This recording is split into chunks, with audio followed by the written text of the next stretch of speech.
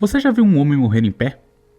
Já viu alguém vivo se decepcionar de um jeito tão devastador com algo que parece que a alma dele simplesmente arrumou as malas e saiu do corpo? Se nunca viu, observe essa imagem.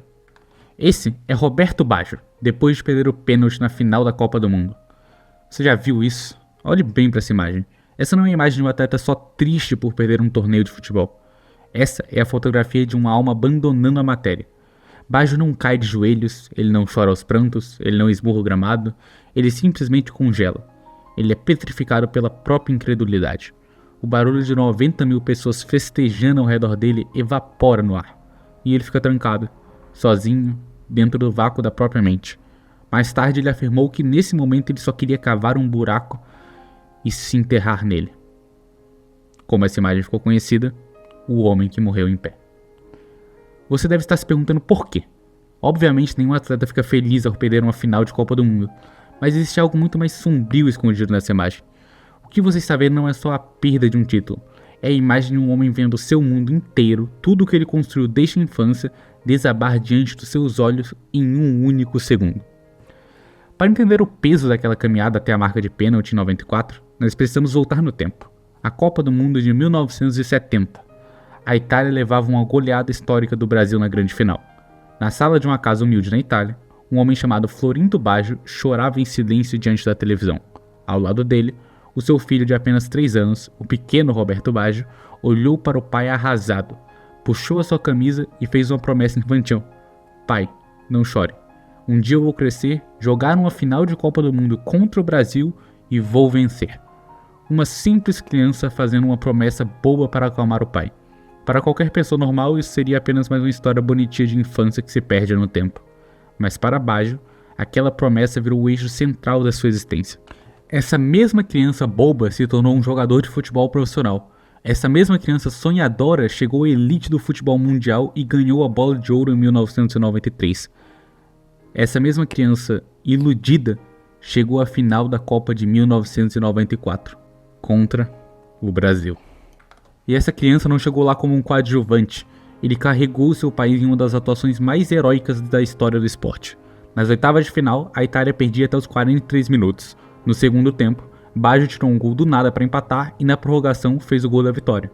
Nas quartas de final, em um jogo duríssimo, marcou um gol da vitória aos 42 do segundo tempo com um drible frio sobre o goleiro.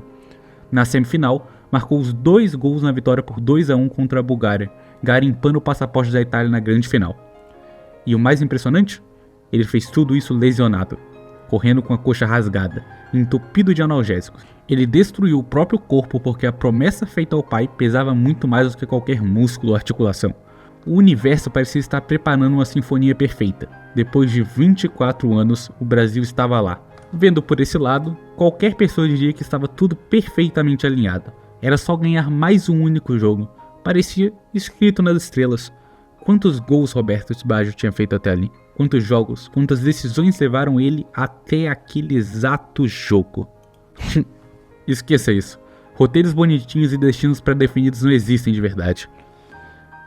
Baggio se prepara, avança e chuta a bola. Por cima do travessão. Baggio falhou naquilo que viveu uma vida inteira para realizar. Ele chegou a 1 centímetro da promessa e errou. Olhe novamente para essa imagem. Olhe para esse vazio. Como você acha que um ser humano se sente ao carregar o peso dessa falha durante o resto de sua vida? Tempos depois, o próprio Baggio tentou traduzir essa maldição com suas próprias palavras. Abre aspas. Sabe aquele pênalti? Eu nunca parei de bater. Mas, querendo ou não, levarei isso comigo para sempre. Cada um vive a vida de sua maneira. E eu vivi isso muito mal. Porque talvez fosse a coisa que eu mais busquei conquistar na minha vida. E chegar até ali, depois de ter sonhado por milhões de noites, é difícil. É uma coisa que não se apaga da vida. Abriu uma ferida em mim, que nunca vai se fechar. Tudo acabou naquele chute. Eu entendi que, acima de tudo, eu teria que aprender a viver com ele. E eu continuei. Bom, nesse canal eu já falei muito sobre dar a vida pelo seu sonho. Já dei vários motivos, filosofias e várias coisas para você não desistir. Mas hoje eu preciso ser brutalmente honesto com você. Se você der a vida pelo seu sonho, fizer tudo e mais um pouco, ainda assim, sem querer ser pessimista, existe uma chance enorme de dar errado, de não se completar. E esse vídeo serve justamente para se isso acontecer um dia com você. E sendo bem sincero, esse vídeo um dia também pode servir para mim. Talvez eu esteja assistindo isso agora daqui a um tempo. Não existe justiça cósmica. Não existe karma que te dê um favor, ou destino guardado para nós. Por mais que você se esforce até sangrar, a verdade nua e crua é que o seu sonho depende muito pouco apenas de você. As variáveis do mundo são inimagináveis. Pode ser culpa sua ou pode ser simplesmente acaso. O seu esforço não te garante absolutamente nada. Ele apenas diminui as chances de erro, mas em nenhum momento te dá garantias. E se der errado, vai doer. E fingir que não vai é idiotice. Tentar superar a força ou forçar um esquecimento imediato é pior ainda. Como o Bajo disse, aquilo sempre vai estar ali. Vai doer em muitas noites. Vai martelar a sua cabeça.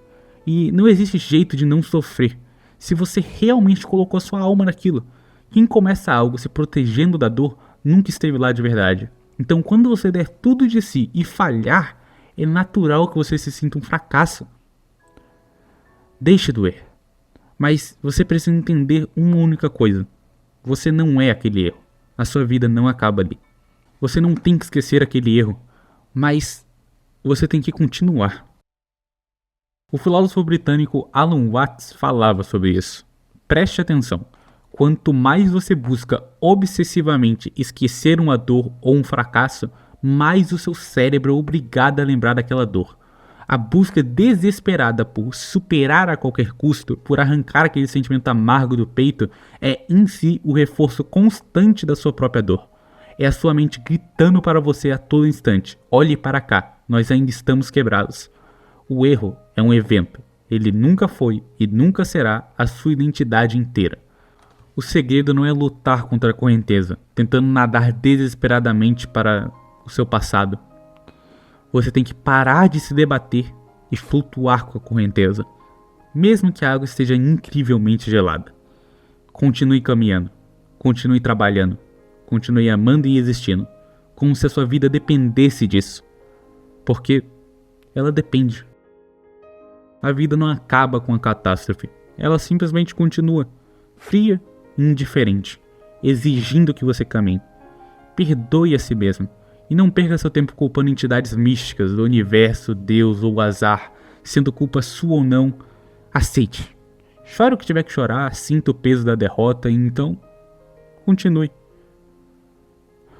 Olhe para o campo. A bola já passou por cima do travessão. O apito final já soou. O jogo já acabou. O estádio já está completamente vazio. Obrigado por tentar. Você deu o seu melhor. E já pode ir para casa. Acho que por hoje é isso. Boa noite e boa sorte.